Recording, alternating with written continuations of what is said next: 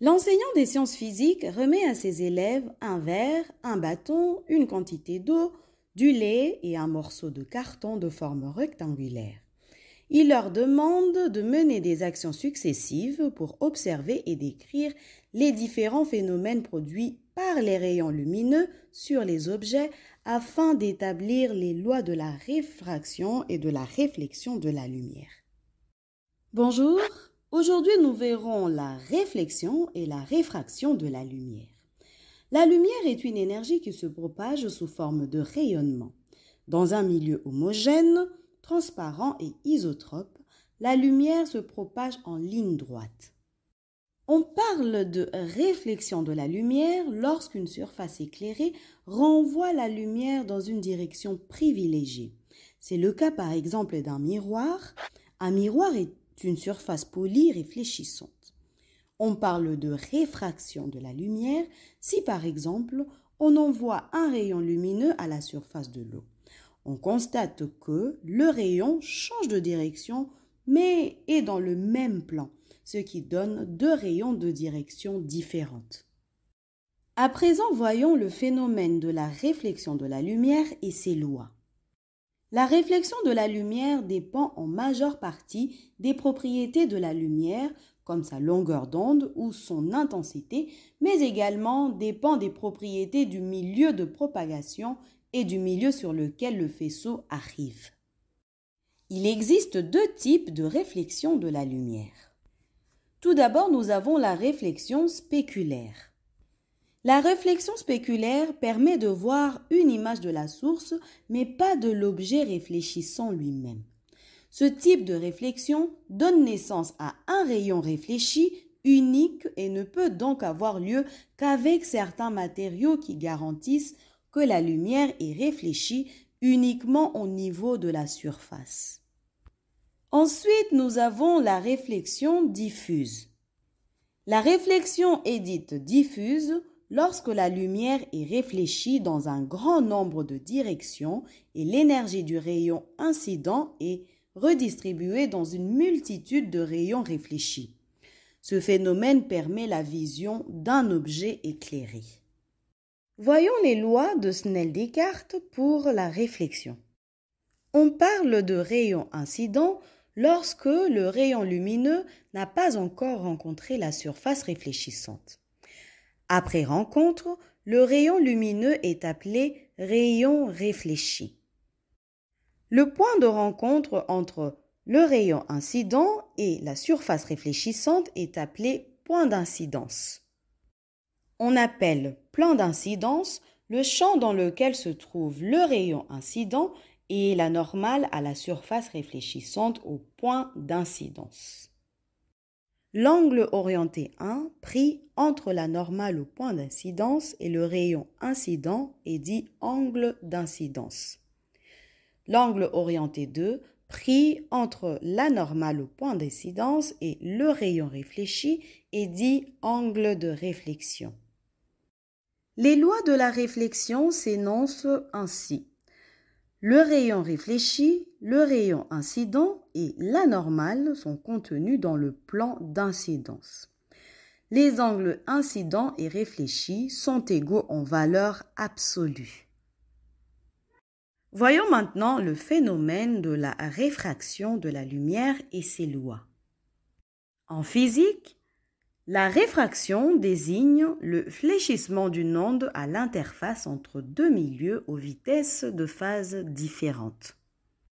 Comme pour la réflexion, il existe également deux types de réfraction de la lumière. La réfraction diffuse, ici le rayon incident se sépare en une multitude de rayons dans le second milieu de propagation. La réfraction diffuse est le cas général dans la nature.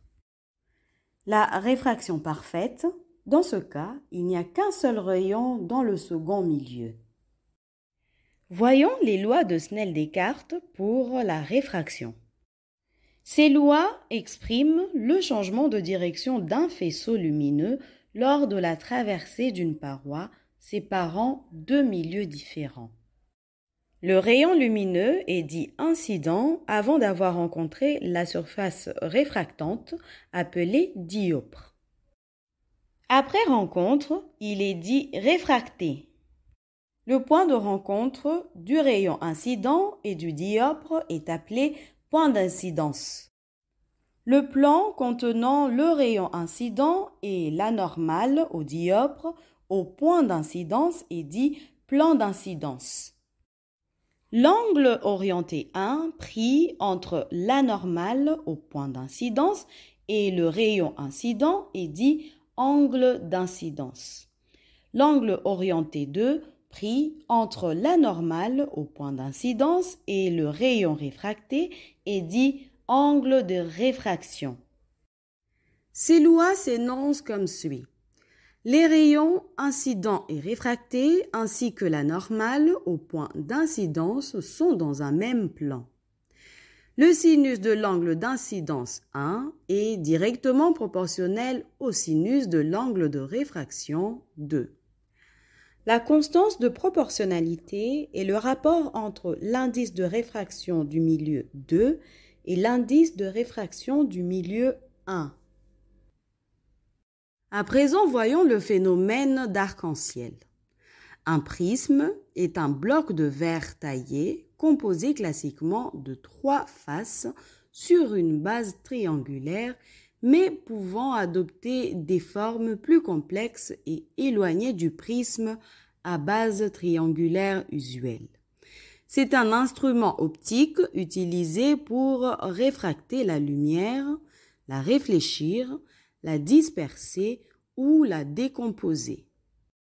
Un arc-en-ciel, quant à lui, est un photométéore qui se forme suite à la réfraction et la décomposition des rayons lumineux après un passage des gouttes d'eau qui sont autant des prismes. Il présente un dégradé de couleur continue. Isaac Newton en retient 7 couleurs.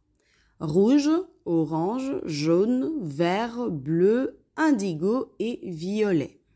En conclusion, lorsque l'on envoie de la lumière sur l'interface séparant deux milieux, RO, R plexiglas, on observe deux phénomènes.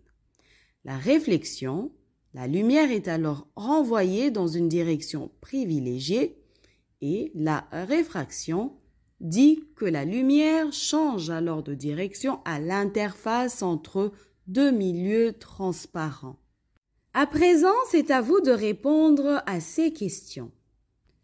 Première question, définissez la réflexion et la réfraction de la lumière et énoncez leurs lois.